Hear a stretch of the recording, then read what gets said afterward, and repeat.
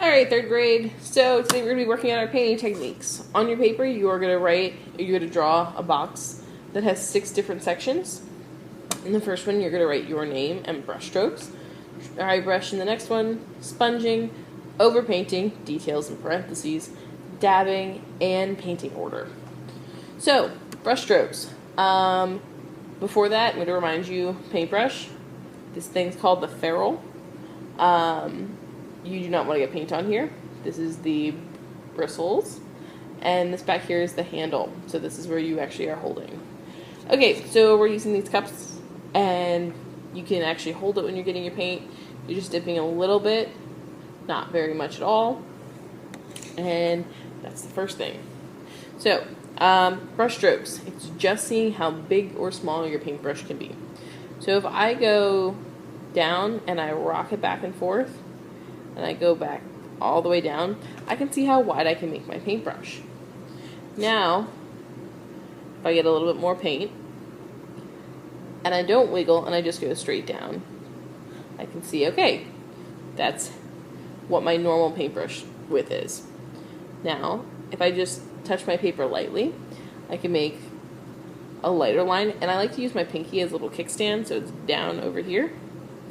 And touch the paper and bring it down, so I'm not touching it down all the way. And finally, with the edge of my paintbrush just barely touching my paper, you'll see the thinnest line that I can make with this paintbrush.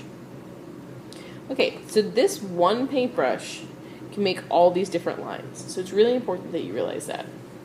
You don't always need a small detail brush like this to make a thin line like that.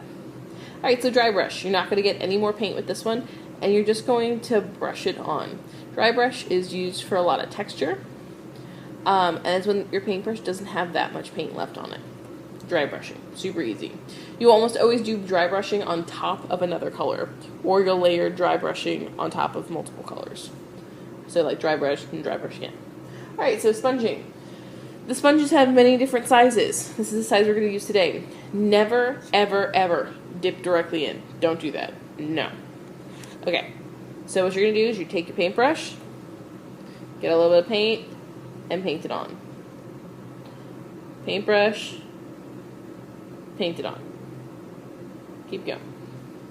You don't want to saturate or overload your paintbrush with too much paint so that it goes on your sponge. You just want to lightly cover it. You don't want it to be like all the way up here. Just lightly cover it. Then your paintbrush you can put on your water bucket. I'll show you her later. Okay, so now in that sponging box, I'm going to hold my paper. And I'm not going to press down very hard because I want to test it out and see how full it is. And then I'm just going to lightly press in different directions. And sponging creates really awesome texture for like bushes or trees or even clouds. Okay, so that's sponging. So you can overlap sponging to make it darker, you can press harder to make it darker, or you can just do lightly. Sponging is also a great technique for snow. Okay, when this is done, you wash this out and then put it in your water cup.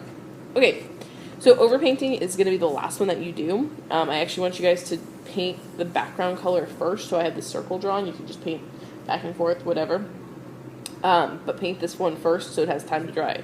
I can see it's still wet, so I'm not going to paint it yet. Alright, dabbing. Dabbing is when you are taking a paper towel, which is what I just ripped, and you are either dabbing paint on or dabbing paint off. Either one works. So I'm going to get it. I'm going to paint a little bit, so paper towel, painting a little bit on here, and I didn't just smush it in there.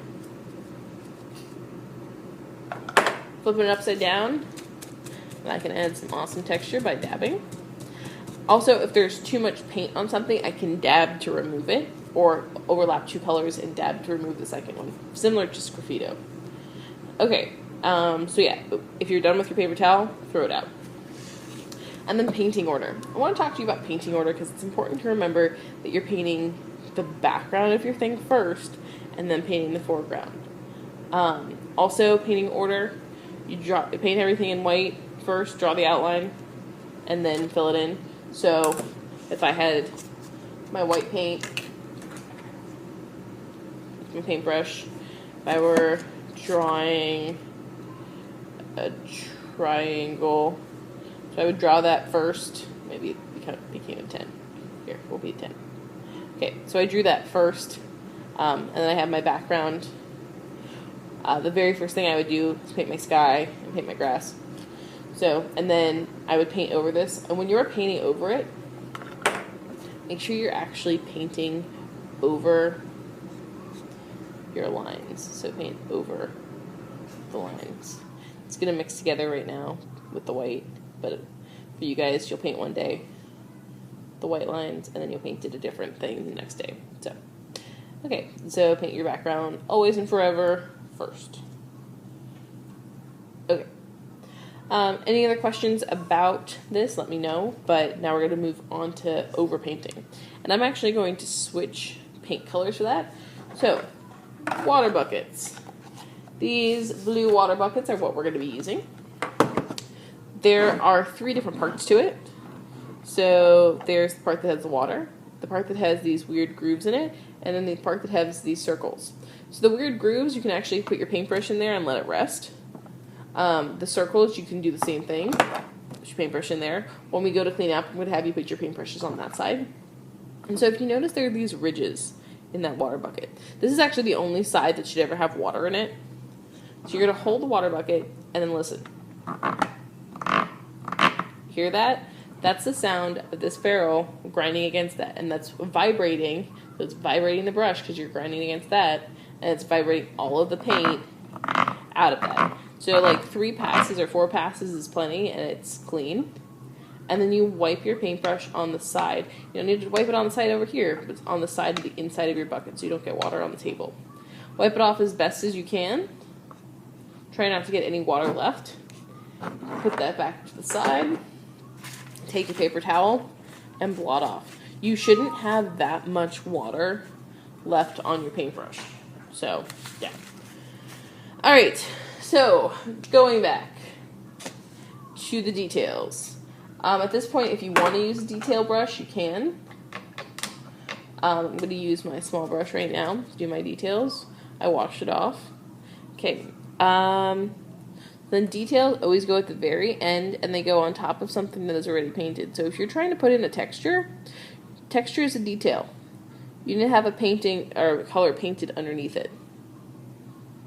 Try not to mix your colors in the colors that are for everybody to use. If you want to mix colors, we have stuff that you can mix on. Alright. So that's my wonderful, not so awesome beach ball. Okay. So, brush strokes, dry brush, sponging, overpainting, dabbing, and the painting order. This is what we're working on. You're going to do this on the back of your own paper. If you have any questions, let me know.